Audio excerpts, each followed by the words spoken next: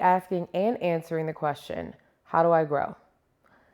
This question has been asked many times before. It's also a question I think lots and lots about because our entire lifespan depends on how one grows. Growth can mean different things to different people. Growing can be mental, growing can be physical, growing can be spiritual, and any of those different dynamics. I would like to touch on just the generalization of growth and then kind of move into some of those mind, body, spirit areas that one might think about growth in as well. In general, as we are small little beings when we are little, and during our early childhood and developmental periods, the doctors always talk to the parents about growth.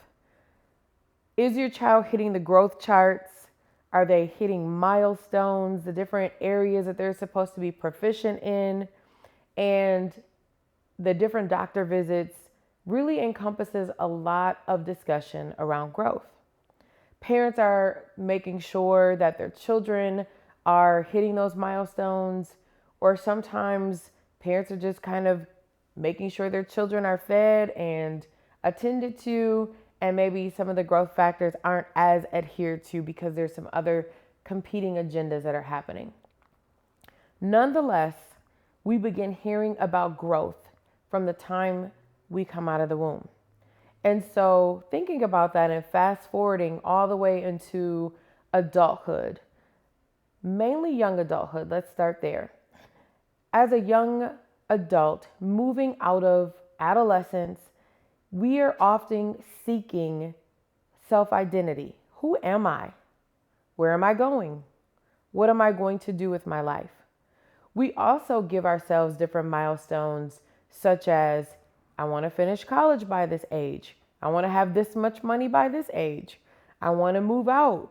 I want to, travel the world. All these different things that we give for ourselves, or different markers to let us know that we are growing or that we're moving towards that that milestone.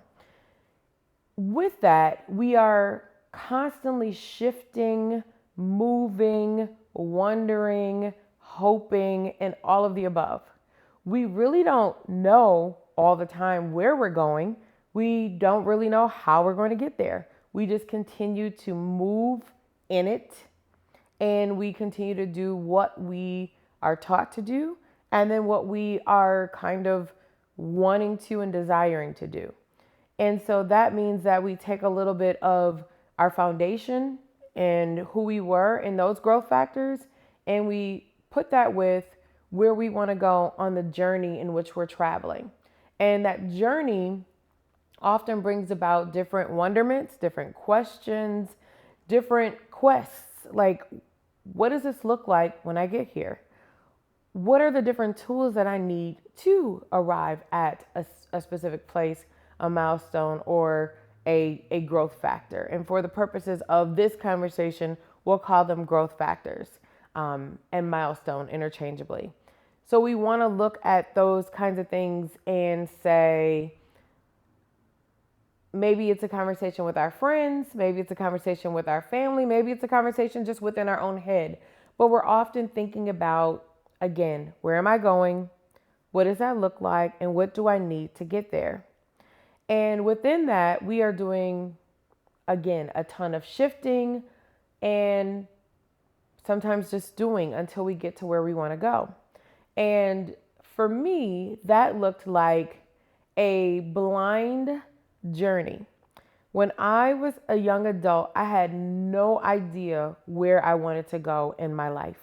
I had no clue what I wanted to be when I grew up. When people asked me in high school what I would be when I grew up, I often threw out the term a secretary. And people looked back at me with puzzlement. They didn't understand why that was kind of what I wanted to achieve or where I wanted to go with my life. To be honest, I didn't have the courage at that time to say, I don't know where I want to go. I don't know what I want to be. I don't know what that's going to look like. do I have to know? And it was really starting to develop the courage to grow in a way that felt fitting for me. We know when we're on track and when we're off track and somewhere in between. And when we trust ourselves, we actually know how to get back on track, unless there's a serious mental discrepancy or physical discrepancy going on that doesn't allow us to get back on track. But when we are moving in our element and when we can be who we are and live in that and sit in that, we actually come out as better thinkers and better movers, and we can begin to define and shape who we are and where we're going. And moving back to people asking me about what I wanted to be and where I wanted to go, again, I'd often say a secretary. Now, of course, down the road, I've analyzed that to death to say, what does that even mean, right? And so in hindsight, what I thought about is when I would go into a medical office or a dental office as a child and growing up, I would see these individuals. And often for me growing up, from a gender perspective, they were mostly identified as women. And so I would see these women who, in my mind, they were gatekeepers. To me, they were bosses. To me, that's the first person I saw. They greeted me. They had everything set up. They just looked like they had a lot of power in the room, and they were the ones who would either allow you to get to the doctor or you couldn't get to the doctor. For me, these women carried a lot of power. And so after the fact, when I thought about and analyzed all of this, I now can link that to I wanted to be a boss. I wanted to have power. I wanted to have entire control over an office. And when I think about where I am today, I think, well, I didn't have the right name for it, but I definitely had the right skill sets that I was thinking about. And that's what I was often looking at. I was always attracted to skill sets. I was always attracted to the different characteristics that were around me that I would see, and I would determine that's what I want. But it wasn't a coherent packaged thing when I first began to, unpack what does it mean that I would say I wanted to be a secretary. And so I say that to say that oftentimes we may put something in our minds. We may, again, find that we're attracted to certain things and we start to move towards that. We just may not have language to wrap around that thing. And for me, that's always been something for me that I don't always have the language, and it's okay. And I'm able to sit in that now and not have the language, but I can still move in those elements. I can still move in those characteristics, that temperament, because those are the things that make up all of who I am. And I would encourage all of you to grow in that as well. Grow in who you are, even if you can't name what it is. It's okay. There's power in that. There's actually power in not feeling like you are just aligning with one thing or another. There's power in not having to confine to one area or be imprisoned to one thing. To say that there are many different things that I love. There are many different things that I would love to bring within or explore and just see what parts do I want to keep and what parts do I want to let go of, or something in between. And all of that to me has a great deal to do with how we grow. We grow and we know, right? We might grow and then think about, what do I like about this? What do I want to keep about this? We explore it, we unpack it, and there are certain things about that we say, I think I'm going to keep that and bring that along with me on my journey. There are other pieces in the growth factor that we may say, I don't really like that. I thought I might have liked that, but now that I'm exploring it, it's not really for me. And then we can put that to the side, or we can toss that, right? All of our experiences continue to be owned by us. They're still all of our experiences. And sometimes down the road, when we just continue to go, we might need one of those different tools that we've had earlier in life that we may go back and pick up again that may have not been relevant at the time that it came to you or you've explored it. So again, thinking about even when we put things to the side or we discard it, sometimes those things might come up again and we might pick them up again and use them. And so what I call is that we come back into full circle. So we come back into that full circle to say, you know what?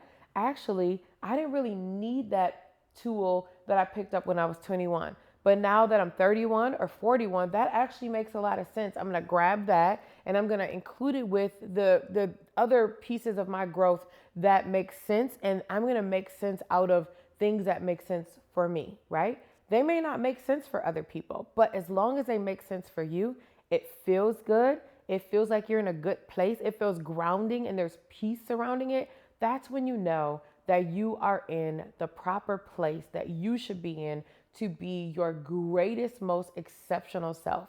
When you can embrace that element, you know that you are in the right place. You know you are growing in the right direction. And when you come across something that is trying to distract you, barriers, those kind of things, you'll actually handle them a lot better. You'll actually, move them to the side or leap over them or deal with them. As I say, put on your Wonder Woman cuffs and combat them whenever they come at you, because you are sitting in the element that works best for you. And that is going to continue to allow you to grow within you. You get more comfortable, you have more insight, you can actually move into introspection, which is where you're looking within, and you are able to see, I am in a good space. I may not be in a perfect space, which is okay, but I am in a good place. And use that, and that will continue to propel you forward, whether it's slow movements, fast movements, or somewhere in between. But regardless, it needs to bring you peace. And you need to feel like you're growing in the direction that makes the most sense for you. Thank you. And we will tackle some other topics leading up to some of those distractions that interfere with our growth. And we'll call those growing pains.